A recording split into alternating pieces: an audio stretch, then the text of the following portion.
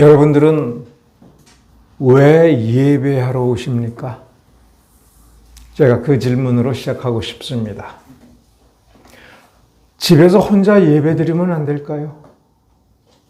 집에서 혼자 성경 보고 찬양하고 이것도 거룩한 예배야 라고 하면서 내 마음에 충만하고 행복하면 안 될까요? 그럼에도 불구하고 이렇게 이른 시간에 맞추어서 이렇게 오는 까닭이 무엇일까요? 그 이유를 이렇게 생각해 보면 됩니다. 우리 가운데 학교 안 다니고 학원 안 다니고 선생 없이 혼자 교과서 놓고 공부해서 뭘 얼마나 배울 수가 있을까? 우리에게 주어진 시간은 똑같은데 좋은 사람들과 함께 모여서 공부를 하고 좋은 선생님과 함께 같이 연구하고 그래서 공부를 하는 것의 효과가 좋다라고 하는 것이 인류 역사에서 수천 년 동안 검증되었기 때문에 우리는 학교라고 하는 것을 만들고 그 제도를 개선을 하고 그리고 학교에 모든 자원을 투자해서 좋은 시설을 만들고 좋은 선생을 양육하려고 하는 것이죠.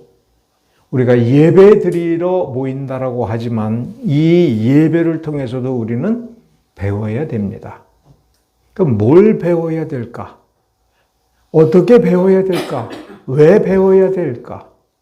우리는 우리의 한계를 극복하는 것이 우리의 소명입니다. 우리가 날마다 살면서 어제하고 너무 다른 나, 어제까지 가지고 있었던 나의 본성 그대로 그 모습에서 변화되어서 새로운 본성이 더 많이 드러나는 그러한 배움이 필요한 겁니다. 자, 여러분 10계명을 다 압니다. 제가 한 두세 번 정도 여러분에게 지나가듯이 말씀을 드렸는데 처음 성경을 배우고 신앙을 배울 때는 10계명이 이런 게 있어 라고 하죠. 그래서 제1계명 이렇게 배웁니다. 제1계명이라는 말이 뭔 뜻일까요? 제일 중요하다는 뜻일까요? 그거를 먼저 배워야 된다 이렇게 생각해야 될까요? 자, 그러면 1계명에서 뭘 배워야 될까? 오직 하나님만 섬기는 거, 그래서 우상숭배하지 말고, 그리고 세 번째, 하나님의 이름을 망령되이 일컫지 아니하는 것, 이게 뭘까? 그 다음에 왜 이거를 배워야 될까? 얼마만큼 배워야 될까? 1계명, 2계명, 3계명 이렇게 1단계, 2단계, 3단계 이렇게 이해를 하면 제일 중요한 계명이 뭡니까? 맨 마지막에 배우는 거죠. 1계명보다도 10계명이 훨씬 더 중요한 겁니다. 10계명이 뭡니까? 내 이웃의 것을 탐내지 마라. 그러면 10계명에 탐내지 마라라고 하는 가르침을 제일 중요하게 이야기하는 것이 무엇일까요? 왜 그럴까요? 무엇을 알아야 내 이웃의 것을 탐내지 않는 사람이 될까요? 예수 안 믿고도 남의 것을 탐내는 것은 나쁜 것이다라고 배웁니다. 예수 안 믿고도 우리 부모로부터 이웃으로부터 그리고 경찰, 검찰, 판사 그의 선거들을 통해 보면 대부분이 뭡니까? 남의 것을 탐낸 사람이 붙잡혀서 재판받고 처벌받는 겁니다. 그런데도 남의 것을 탐내는 것이 좋다라고 생각하는 사람은 아주 나쁜 사람이죠. 그런데 왜 예수를 믿고 하나님을 알므로써 남의 것을 탐내지 않는 그 도리를 배워야 될까요? 이런 질문을 해야 됩니다. 그러면 남의 것을 탐내기 전에 우리가 알아야 되고 예배 드려야 되고 또 예배 드린다는 것은 무엇일까를 생각해 볼 때 그의 뜻대로 순종하는 것이 예배인 겁니다. 이렇게 모여서 예배 드리는 의식을 치루어서 주일날 예배 드렸다, 몇 명이 모여서 예배 드렸다가 아니라 주의 계명대로 그래서 하나님이 원하는 그 사람이 되는 그것 그런 목적을 이루어 가다가 보니 남의 것을 탐내지 말라라고 하나님께서 명령하셨는데, 그렇다면 하나님을 기준으로 놓고 생각해 보면 왜 그럴까? 그거를 알아가는 겁니다. 예배는 왜 드려요? 그 하나님을 알아가려고. 그 하나님을 왜 알아야 됩니까? 그래야 하나님이 원하는 사람이 우리가 될 수 있으니까. 갈라디아서 5장에 우리가 유명한 대목은 뭐냐면 성령의 열매라는 게 있지 않습니까?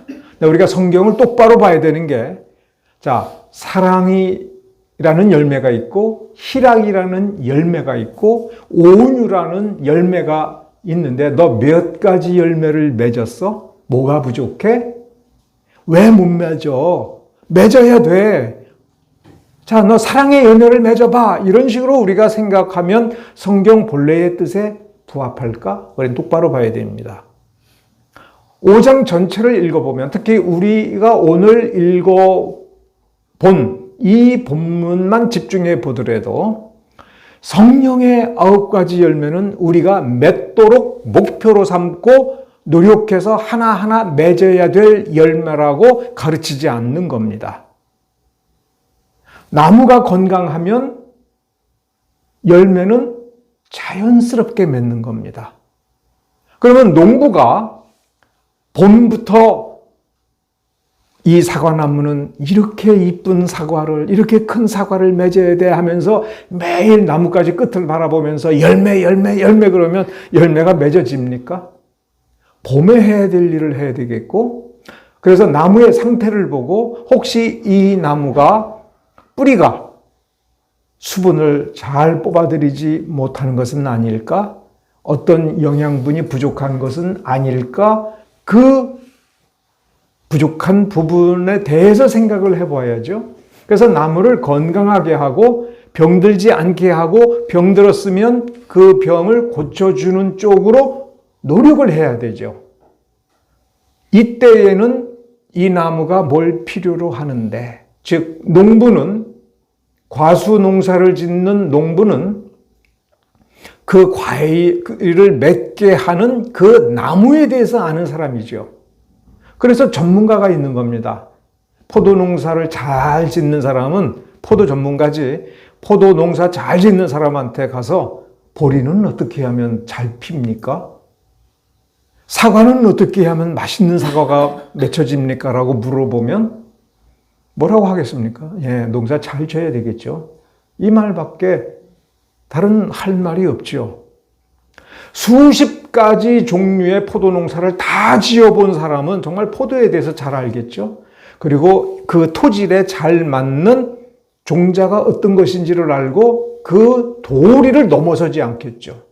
자, 그러면 우리가 뭐를 아는 것이 신자입니까? 하나님이 어떤 분인지를 알아야 되는 거예요. 자, 그럼 하나님은 어떤 분이에요? 믿어야 될 분이다라고 생각하는 것은 초신자입니다. 하나님은 어떤 분이에요?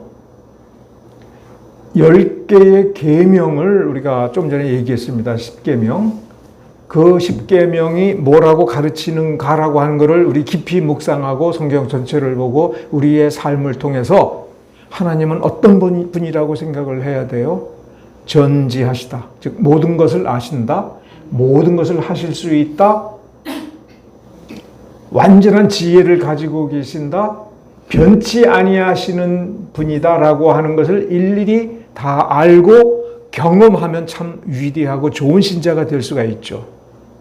좀 더 깊이 알면 하나님은 부족함이 없으시다. 하나님은 충만하시다. 자, 뭐가 충만해요? 뭐가 부족함이 없어요? 지식이. 그걸 전지라고 합니다. 능력이 부족함이 없으시다. 전능하심입니다. 시간이 필요해요, 그분이? 시간 필요 없죠. 그래서 영원하시다. 그분은 뭐가 되어야 될 필요가 있어요? 없어요. 그러면 예수님에 대해서 생각해 봅시다. 우리가 성경에서 가르치는 대로 예수님이 어떤 분인가를 생각해 보면 그분은 완전한 하나님이시며 동시에 완전한 사람이시지요. 그래서 그분은 구원자이십니다. 그리고 성경은 예수 그리스도는 우리의 영원한 중보자, 우리의 영원한 대제사장, 그리고 우리의 영원한 희생 제물이시지요. 그리고 우리의 완전하고 영원한 선생님이십니다. 그래서 히브리서에서는 우리 믿음의 주요, 그 본문에서 믿음의 주라고 하는 건 단순히 주인이라고 하는 의미를 떠나서 왜 주인이냐 하면 구원이 그분의 작품이기 때문에 그렇습니다. 우리의 구원을 언제부터 준비하셨고 완성하셨습니까? 영원 전부터. 영원 전부터 우리의 중보자고 우리의 구원자이시다라고 하는 것을 성경을 자세히 공부해 보면 알 수가 있습니다. 그 말은 무슨 뜻입니까? 이게 오늘 본문을 이해하는데 매우 중요한 겁니다. 제가 서론이 길지만 이 서론의 개념들을 따라와서 이 부분을 이해해야 됩니다. 영원 전부터 우리의 구세주라고 하는 건 우리가 없어도 세상에 구원받는 사람이 아무도 없어도 다 이 존재했던 모든 인류, 존재할 모든 인류 중에 단 한 명도 구원받는 사람이 없다 하더라도 예수 그리스도가 구원자라고 인정받고 그렇게 영광 받으시는 데에는 아무런 부족함이 없으시다. 이거를 왜 이해해야 되느냐 하면 제1계명 내 우상 숭배하지 마라. 오직 하나님만 섬기라 할 때 하나님의 뭐가 필요해서 우리 보고 이렇게 명령하시고 요구하시는가? 우리가 요구한다, 명령할 때는 굉장히 권력이 큰 사람이 권력 없는 하층민에게 뭘 요구할 때는 나 그거 필요해라는 뜻이죠. 네가 나한테 영광을 바쳐야 돼. 나는 영광을 받아야 돼. 필요하다는 얘기죠. 하나님은 영원한 왕이신데 충성하는 신하가 있어야 됩니까? 우리가 있어야 됩니까? 우리가 구원받도록 예수를 믿고 그래서 구원받는 존재가 되어야 예수는 구원자가 되시는 겁니까? 우리가 하나님께 영광을 안 돌려드리면 하나님은 영광을 못 받으시는 겁니까? 그러면 이걸 생각해 봐야 됩니다. 하나님은 영광이 필요하신 분인가? 영광이 부족하신 분인가? 구원받을 사람이 있어야 되시는 분인가? 그래서 구원받을 사람이 채워질 때까지 시간을 두고 기다리셔야 되는 것인가? 왜 이걸 생각을 해야 됩니다. 그러면 1계명에서 오직 여호와만을 섬기라. 우상 숭배하지 마라. 하나님의 이름을 망령되이 일컫지 마라. 그리고 마지막에 내 이웃의 것을 이웃에게 돌려주고 이웃의 것을 탐내지 마라. 누구 때문에 내린 명령입니까? 누구에게 필요해서 이 명령을 주신 겁니까? 바로 우리 자신이에요. 왜 우리가 이 명령을 받아야 됩니까? 죄인이니까. 멸망받으니까. 오늘 우리가 읽은 본문이 14절에 온 율법은 내 이웃 사랑하기를 내 몸같이 하라. 이렇게 시작을 하는데 이 말이 핵심이 아닙니다. 내 이웃을 사랑하라? 왜? 자, 그러면 두 번째, 어떻게 해야, 어느 정도로 해야 내 이웃을 사랑하는 것인가? 우리가 예수 안 믿고도 내 이웃을 사랑하면 구원받는가? 예수 없이 성령의 은혜 없이 내가 너무나도 사랑이 많아가지고 이웃에게 헌신적이 되고 이웃을 위해서 내 몸을 불사르도록 내어주고 예수 없이 그렇게 희생하면서 살면 그래서 신자들보다 예수 믿는 사람들보다 낫다라고 인정받으면 되지 않겠는가? 이런 의문을 가지면 정말 이 14절부터 18절 그리고 갈라디아서 전체 그리고 갈라디아서 5장 심지어 성령의 열매의 본질적인 그 핵심은 내 이웃을 사랑하라가 아니라 16절에 너희는 성령을 쫓아 행하라. 왜 성령을 쫓아서 행합니까? 그분은 하나님이시기 때문에 그렇습니다. 우리에게 필요한 모든 것이 이 성령으로부터 우리에게 오는 것입니다. 그런데 16절의 본문을 정말 깊이 묵상을 해봐야 되는데 성령을 쫓아 행하라, 성령을 따라 행하라 라고 할 때 자, 성령이 모든 것을 가지시고 모든 것을 우리에게 주시고 전지전능하신 그리고 은혜를 베풀어 주시는 하나님이시라고 할 때 가만히 있어. 내가 줄게. 너 사랑 부족하지? 너 사랑하기 어렵지? 내가 사랑 줄게. 너는 할 일은 기도만 해. 사랑하는 마음을 달라고 기도해. 그러면 내가 줄게. 너가 아직 사랑이 없는 건 기도가 부족해서 그래. 안 달래서 그래. 달래봐. 이렇게 말하고 있지 않습니다. 너 할 것이 있어. 성령을 따라 행하라. 17절을 읽어보면 그 원리가 좀 더 분명하게 우리 속에 어떻게 작동하는지에 대해서 쓰고 있습니다. 너는 내 육체의 소욕을 따라 행할 수도 있고 성령을 따라 행할 수도 있다. 그러니까 너는 선택해야 된다. 어떻게 사는지, 무엇을 선택해서 사는지를 너는 분별하여 알아야 된다. 자, 이 개념을 이해하기 위해서 우리가 지난번에도 그렇고 요새 계속해서 그 배경적인 개념들을 다룬 겁니다. 성경의 명백한 가르침들을. 지혜를 구하라. 그렇죠? 근데 그 지혜는 어떻게 오는 겁니까? 인내하면서. 그게 야고보서 1장의 가르침이 그거죠. 하나님은 너희들에게 시련을 주신다. 그런데 그것을 고생을 하고 생각하지 마라. 고생은 맞는데 이 고생을 왜 하나님께서 주시는가? 그 믿음의 시련을 통해서 자기의 부족함을 부딪힐 때 하나님께 지혜를 구하라. 그러면 왜 지혜입니까? 고난을 극복할 능력도 아니고 자신감도 아니고 이거를 어떻게 하면 하나님께서 원하시는 것을 이룰까? 나를 다루시는 하나님의 뜻을 어떻게 하면 내가 올바로 이해하여 하나님의 뜻을 알았으니까. 하나님은 어떻게 할 때 우리가 어떻게 할 때 우리에게 능력을 주시는지를 아니까. 하나님이 얼마나 은혜롭고 자비로운 분인지를 아니까 우리는 자신감을 가지고 올바른 믿음의 도리를 선택해서, 그렇죠? 믿음의 도리, 믿는 도리를 굳게 붙잡으라.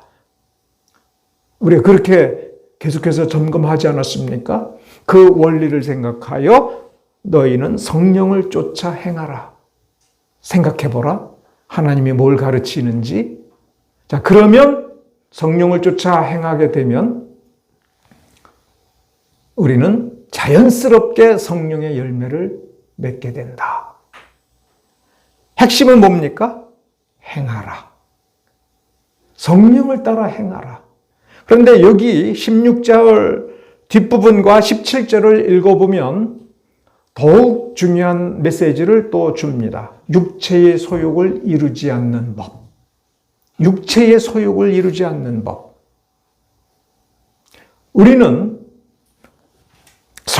육체의 소욕을 따라가느냐, 성령의 인도하심을 따라가느냐라고 할 때 이 두 개가 우리 바깥에 있는 줄로 압니다. 육체의 소욕은 어디서 와요? 어디서 와요? 우리 자신 안에서. 다시 말하면 이게 인간 본성에서 자연스러운 것입니다. 이 본성에서 나오는 탐욕, 욕망, 이런 것들을 우리가 어떻게 이길 수 있느냐라고 할 때 우리는 성령을 따라 행할 때 이길 수 있는 겁니다. 우리가 우리를 절제하고 인내라고 하는 것을 이제 곧 배우고 말씀 가운데서 상고할 텐데 우리가 우리를 절제하려고 우리가 억제하려고 하는 것, 그건 노력을 해야죠. 그러나 정말로 우리가 우리의 욕심을 절제하고 그래서 멸망의 길로 가지 않기 위해서는 우리는 성령을 따라 행하는 도리를 배워야 되는 거고 이게 믿음의 도리라고 하는 것입니다. 그런데 육체의 소욕은 가만히 있습니까? 육체의 소욕은 가만히 있지 않고 끊임없이 우리를 방해하고 있습니다. 좀 이해하기 쉽게 예를 들어보면 이겁니다. 공부 못하는 학생들의 특징이 뭡니까? 평상시에 열심히 놀아요. 평상시에 굉장히 여유가 있어요. 정말 공부 못하는 학생들은 그래서 언제 급해집니까? 시험 날짜가 가까워지면 그때는 아주 급해져요. 그래서 정말 열심히 합니다. 그런데 시험 지나고 나면 다 까먹어요. 근데 왜 까먹어요? 왜 까먹는지를 생각을 해봐야 돼요. 왜 까먹어요? 마음이 없으니까. 뭐가 좋은 거예요? 내가 놀고 싶은 게 좋은 거예요. 놀고 싶은 대로 놀아야 좋은 겁니다. 그러면 공부 못하는 학생들은 매일 뭐만 보는 거예요? 오늘의 나. 오늘 나는 행복해야 돼. 행복할 권리가 있어. 놀 권리가 있어. 그러면서 생각을 하지 않는 겁니다. 그러니 이런 학생들은 왜 시험 보고 나면 다 까먹냐면은 내가 무슨 시험을 보고 여기서 지금 뭘 테스트하는지 내가 뭘 알아야 되는지에 관심이 없는 겁니다. 관심은 어디에 있는 거예요? 그냥 내가 오늘 행복한 건데 이 행복의 본질이 뭐예요? 지금 내 피부로, 내 느낌으로, 내 감각으로. 자, 이런 학생이 공부를 못한다는 것 우리 어른들이 보면 걱정하지요. 어른들은 압니다. 원리는 공부는 평상시에 하는 거다. 이 정도는 알아요. 그런데 어른 중에서도 공부를 잘하는 어른들은 평상시에 공부한다고 해서 잘한다 만족하는 게 아니라 어떻게 하나를 보지요. 그래서 걱정하죠. 너 그렇게 해가지고 되겠어? 그래서 이렇게 하라 그러면은 또 아이는 뭐라고 반응합니까? 왜 잔소리야. 내가 알아서 하는데. 내가 알아서 하는 것은 내가 생각하고 있는 원리대로 가는 거죠. 이렇게 투자를 하면 쫄딱 망하죠.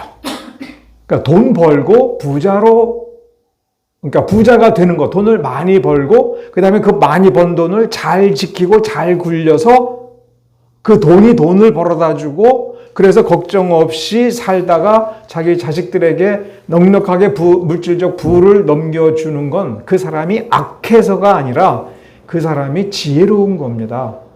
그러려면 어떤 시야를 가져야 돼요? 어떤 시야? 당장 내 속을 들여다보면서 나는 이걸 원해. 이것이 아니라 인생을 멀리 보고 생각을 해봐야 돼요. 왜 이 원리를 생각해야 되느냐 할 때 성령을 따라 행하라. 성령을 쫓아 행하라. 성령을 쫓아가라. 그러면 성령, 이 말 문자 그대로 하면 성령이 어디 있는 거예요? 내 앞에 있는 거죠. 그러니까 성령이 어떻게 하는가 이렇게 보고 어느 쪽으로 가는가를 보고 그걸 쫓아가면 된다 이렇게 생각하고 이렇게만 생각하는 사람은 뭐라고 기도합니까? 주여 성령의 뜻을 내게 보여주십시오. 내가 보고 쫓아가게. 그러면 내가 실패 없을 거라고 생각을 하는 겁니다. 근데 성경을 먼저 우리가 뭘 배웠냐면 지혜를 구하라고 그랬어요. 지혜가 있으면 뭐를 보더라도 보는 것을 그리고 보이는 대로 보고 보이는 대로 판단하지 않고 생각해 본다는 거죠. 우리는 예수를 바라볼 뿐만 아니라 예수를 깊이 생각하고 예수가 어떤 분인지를 알고 그 안에 있는 신성, 하나님의 영광이 어떤 것인지를 알고 어떻게 하면 내가 하나님을 영화롭게 하는 삶을 살 수 있을까를 생각해 보면 성경에 그 답이 있고 그 답이 무엇인지를 분별하여 알아가는 그게 지혜지 않습니까? 성령을 쫓아 행하기 위해서는 앞에 있는 성령이 아니라 우리 안에 들어와서 우리에게 일깨워주는 그 미세한 음성 그리고 우리가 펼쳐서 보는 성경 구절을 보면 성령께서는 기뻐하셔서 그 말씀은 이런 뜻이야 라고 하는 그 깨달음을 우리에게 주시고 깨달음은 순간적인 거죠. 근데 그 순간적으로 뭔가 하고서 알면 그러면 되는 거야 하면 그건 불교 신자입니다. 절대 기독교 원리가 아닙니다.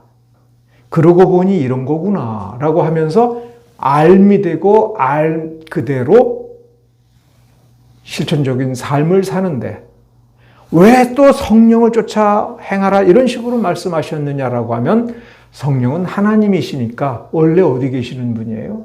원래 하늘에 계시는 분이고 성령께서 우리 안에 들어오셔서 우리 가운데서 우리와 함께 하시면서 역사하시는 것은 뭘 보여주려고 하는 겁니까?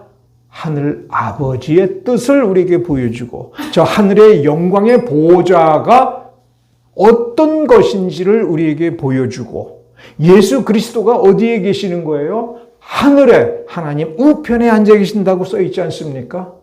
그 예수를 보게 하고 그 예수를 바라보라고 명령하니 보면 보이게 해주는 분입니다.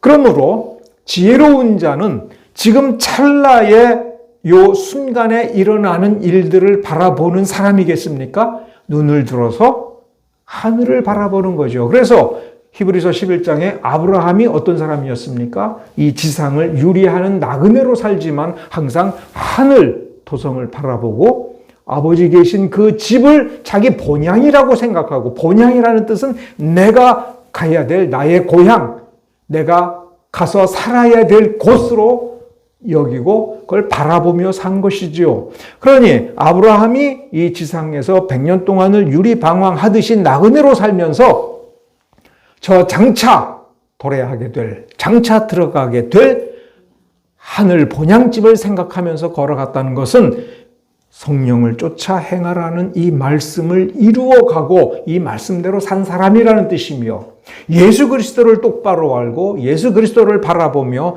구원자이신 먼 훗날 십자가에 달려 돌아가실 예수 그리스도가 이미 십자가에 달려 돌아가시는 그 원리와 그 공로를 그 영원 전에 이루신 그 공로를 바라보았다는 뜻이지요.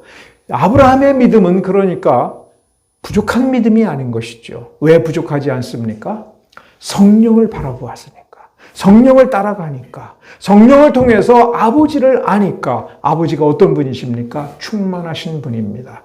그 어떤 것도 부족함이 없으신 분입니다. 자비가 부족하지 않고요. 지식이 부족하지 않고요. 능력이 부족하지 않고요. 그래서 그 능력으로 우리를 채워서 우리를 온전케 해 주시는 그분이라고 하는 것을 알 뿐만 아니라 그것을 머리로만 알 뿐만 아니라 그의 심령 속에서부터 충만하게 채워지는 그 실체적으로 그런 실체로서 실체가 있는 믿음으로써 하나님을 알기 때문에 그러한 것입니다.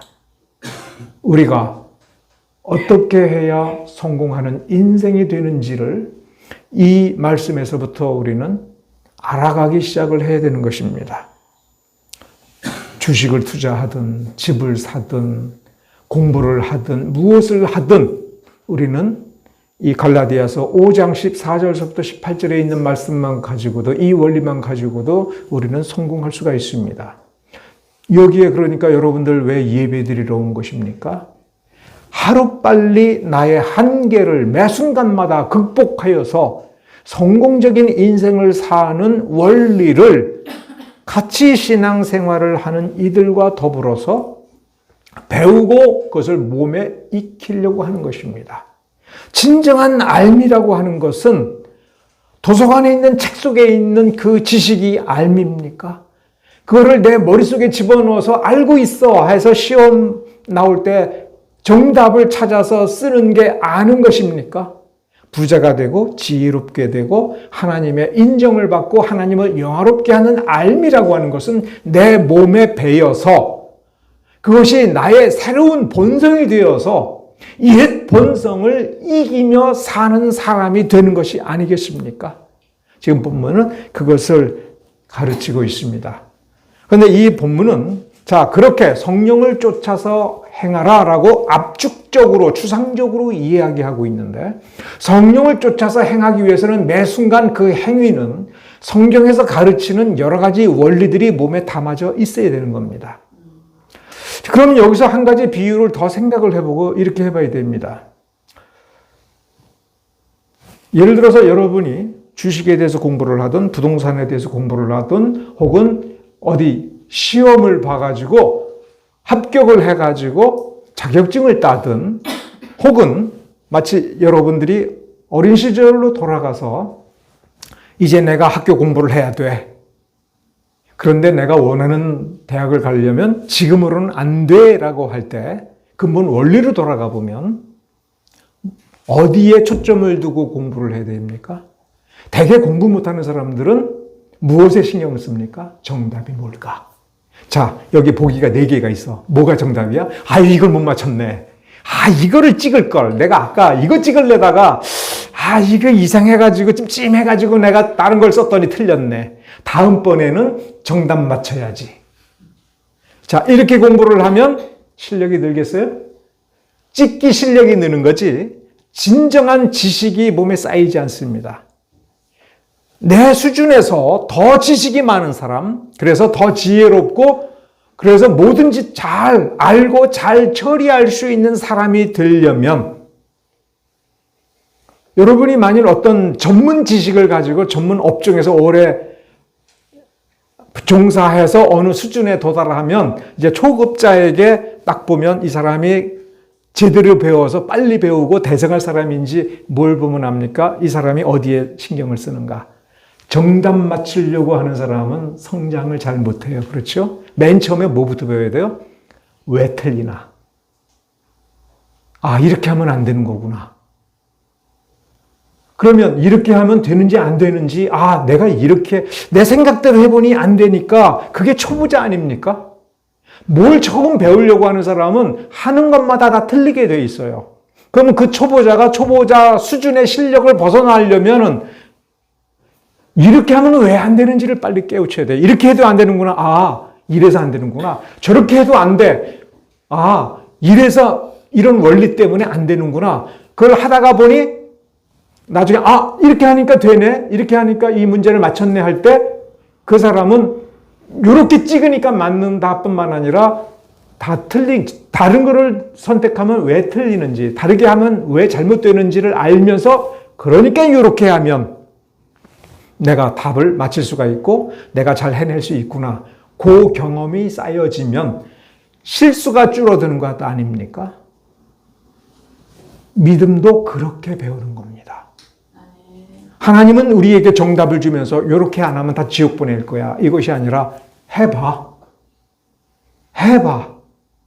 그러면 너는 실패할 거야. 그래서 너는 고생할 거야. 시련을 당할 거야. 그게 믿음의 시련이라는 겁니다. 뭘 해봐야 됩니까? 정직하게 처신하는 것을 해봐야 됩니다. 의를 위해서 고난을 받는 것을 해봐야 됩니다. 나를 바르게 하기 위해서, 나를 바르게 한다고 할 때 내가 도덕적으로 완전한 사람이 되도록 내 욕망을 억누르고 하는 것이 아니라 내가 선을 이루기 위해서 손해보는 일을 시도해보고 하나님 말씀 가르치는 대로 해보는 겁니다. 처음에는 실패를 합니다. 그렇기 때문에 뭐가 필요한 거예요? 성령의 능력이 필요한 겁니다. 기적을 일으키기 위해서 성령의 능력이 우리에게 필요한 게 아닙니다. 우리는 세상에서 기적을 일으키는 것이 아니라 선을 행하는 그 경험이 더 쌓여지고 그 선을 이루는데 성공해보는 경험이 필요한 겁니다. 나의 오류를 줄이고 하나님이 기뻐하는 선을 이루고 하나님이 기뻐하는 대로 바른 양심을 가지고 바른 일을 해나가면서 세상에서 악을 줄이고 하나님의 의를 바르게 세우는 일에 성공적인 경험이 더 많이 쌓여지고 그것을 자연스럽게 해내는 사람이 되도록 하는 데 있어서 성령의 능력이 필요한 것입니다. 그렇게 행하다가 보면 성령의 열매가 맺어진다 하는 것입니다. 성령의 열매의 공통점이 뭡니까? 뭐 깊이 연구할 거 없습니다. 그냥 머릿속에 스쳐지는 대로. 한번 여러분 생각해 보세요. 사랑이라고 하는 게 나 혼자 필요한 거예요? 누군가와 더불어 한 공동체처럼 엮여져 있으니까. 내 이웃이, 그래서 이웃 사랑을 얘기하지, 너를 사랑해라. 너를 존중해라. 이렇게 초점을 두고 강력하게 가르치지를 않습니다. 우리 이웃을 사랑하라. 이렇게 얘기합니다. 하나님을 사랑하고 이웃을 사랑하라. 또 희락이 왜 필요합니까? 자기 혼자서 그냥 기쁘고 좋으려고 그래요? 함께 하는 가운데에서 고통을 당하고 어려움을 당하고 손해를 당하고 아픔을 겪을 때 그때 희락이 필요한 것이죠. 어떻게 하면 우리가 함께 즐거울까? 어떻게 하면 내 안에 임하시는 성령의 역사로 말미암아 내가 기뻐하고 행복해지면서 그것이 이웃을 혹은 이웃을 행복하게 하고 기쁘게 해주면서 그러므로 말미암아 내가 희락을 누리는 그러한 사람이 되는 것. 충성. 내가 나한테 충성하라고 성령의 열매 충성을 얘기하겠습니까? 절제. 내가 내 안의 욕망을 절제하라고 절제를 얘기하겠습니까? 성경에서 나무, 알곡을 비유로 삼는 이유를 알아야 됩니다. 벼와 보리가 자기가 먹으려고 알곡을 맺습니까? 과일나무가 자기가 먹으려고 열매를 맺습니까? 아낌없이 주려고 하고 다른 사람을 배부르게 하려고 배고픈 사람이 먹고 힘을 얻게 하려고 필요한 영양분을 얻게 하려고 그런 사람이 되도록 하기 위하여 하나님을 바라보면서 예수처럼 그럴 때의 예수의 능력이 아니라 예수께서 죄인들을 섬기기 위하여 자기 목숨을 내려놓는 그 모습, 그 자체, 그거를 따라가다 보면 예수께서 우리를 사랑하신 그 무한하고 놀라운 사랑이 우리 가운데서 열매처럼 맺어진다라고 얘기하는 것입니다. 그럼 우리는 뭘 신경을 써야 됩니까? 사실은 성령을 신경 쓰는 게 아니에요. 성령은 알아서 우리가 예수를 우리의 구세주로 믿고 하나님께서 은혜 베풀고자 할 때에 보내심을 받아서 우리에게 오시는 분이며 우리 안에서 우리에게 끊임없이 가르치시는 분이며 우리를 위해서 기도하시는 분이며 우리 손목을 붙잡고 이끌어 주시는 분입니다. 성령은 알아서 자기 일을 하시는 분입니다. 우리는 우리가 해야 될 일을 해야 됩니다. 하나님이 기뻐하시는 선이 무엇인지를 알고 행하라. 어떻게 하면 그걸 할까? 자, 가난한 사람이 돈을 벌고 싶지요. 그러면 가난해도 투자는 해야 됩니다. 양이 적을 뿐입니다. 우리의 믿음이 적습니까? 우리의 믿음이 별 볼 일 없습니까? 우리의 믿음이 약합니까? 나는 하나님에 대해서 충분히 알지 못합니까? 그럴 때 뭐를 하라고요? 행하라. 내가 아는 것을 행하라. 더 많이 안 뒤에 너무 쉽게 많은 것을 아주 쉽게 아는 그런 두뇌를 가졌을 때에 행하라가 아니라 지금 행하라. 끊임없이 행하라. 믿는 도리를 붙잡고 그것을 단단히 붙잡고 그것을 행하라. 행하는 것이 단단히 붙잡는 겁니다. 실패해도 하는 것입니다. 실패할 것이 뻔해도 하는 것입니다. 우리는 두려움이 없는 사람입니다. 왜? 전능하신 하나님이 우리 가운데서 믿음을 선물로 주시고 우리의 믿음은 우리가 만들어서 크게 해서 커지는 것이 아니라 믿음의 주요 온전케 하시는 예수께서 성령을 통해서 우리를 도우시기 때문에 우리는 할 수 있고 해야 되는 것입니다. 실패해도 하는 것입니다. 못할 것을 알아도 하는 것입니다. 그러면 성령께서 우리를 도우십니다. 성령을 쫓아서 해야 됩니다. 성령을 쫓아서 하라고 했습니다. 성령이 깨우쳐주는 대로 성경이 우리에게 보여주는 대로 하면 그가 우리를 온전케 해 주실 것을 우리가 믿으면 됩니다. 그러면 우리 육체의 소욕을 우리는 이길 수가 있고 육체의 소욕에 지지 않는 사람으로 성장할 것이며 우리의 인생은 성공하는 인생이 되며 정말로 우리는 세상에서 부자가 될 수 있으며 세상에서 능력 있는 사람이 되며 세상에서 존경받는 사람이 될 수 있습니다. 그렇게 되어지지 않는다면 우리가 뭘 잘못했는가를 생각하지 말고 우리가 성령을 쫓아서 행하지 아니했구나. 하나님의 말씀이 우리에게 가르치시는 대로 이 말씀을 우리에게 성령께서 깨우쳐 주시는 대로 내가 안 했구나. 아무것도 안 하니 아무것도 이루어지지 않는구나. 도전하지 않으니 내 능력 이상의 것을 성취하지 못하고 있구나. 우리는 그것을 깨우쳐야 할 것입니다. 기도하겠습니다.